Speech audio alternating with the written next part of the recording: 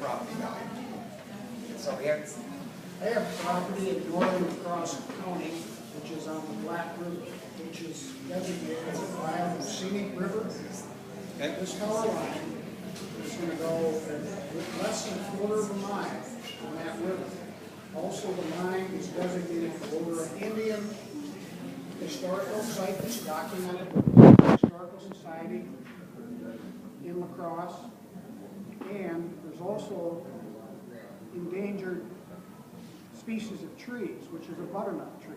I don't know how much documentation is done on that, but there are some of these trees in there, and that's a species that's dying. And I don't know if they're being replaced. First of all, I would work with your town, work with your local government, and make sure that and work with specialists and start documenting these things and making this evident now. Don't wait until the scoping process, which is after the application is gone in.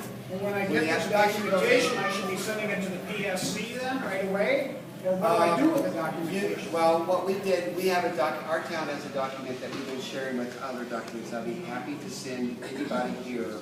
You can just, it's in that newsletter. Everyone needs to leave with a copy of the newsletter, which is over on Soul's newsletter. Has a lot of good information, questions that people are asking. There are forms that can be filled out back here that are also will promote this public request. That's very important. Please take the time to write those. But there's also the town of Stark has a website. There's contact information there for me. Just type in Stark, town, Wisconsin. You'll get us.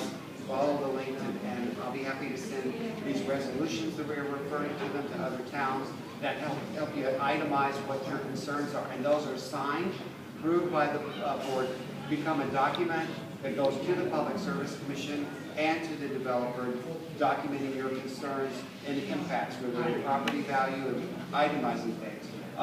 This is a very good thing to do from a negotiation perspective, because you're going on record, as Curtis talked out, they explained the impacts we pretty much know on the negative side, right? I mean, we can make a list of, it's very unlikely that there's going to be a net gain. So any township that's looking at this project is looking at sacrifices.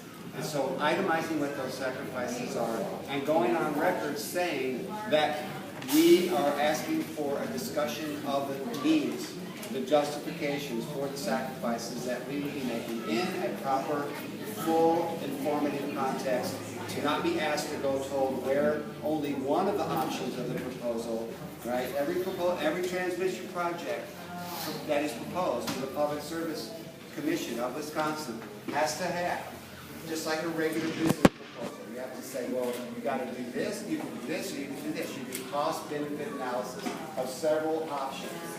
Okay? And one of the options, which we know dearly as the CapEx 2020 and the Badger Coulee, are high voltage transmission options. But the developers in both cases will be submitting low voltage solutions along with that application.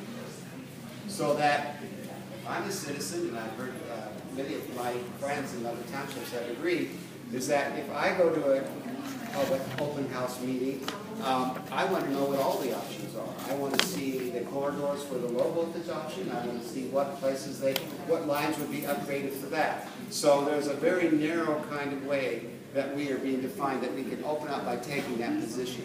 Yeah. Well, we were just at the meeting about low voltage option, and they said that the low voltage option isn't presented because it has all these. It doesn't have all the benefits of the high voltage option, which the high voltage option gives us renewables. I mean, we get access to renewables. And we said, what renewables? Tell us what renewables. Well, the market is there. The renewable, it's not actually, they haven't actually built those wind towers yet, is what one guy told us. It's just, it's not actually there. This is a very, I am saying response. This is a very good direction, though, that is opening up, because they're saying, first of all, acknowledging that the low voltage option is there. Okay? Second of all, that it has separate kinds of benefits.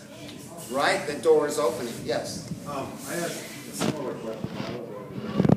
I got this line would give us access to wind turbine energy from Minnesota and the Dakotas.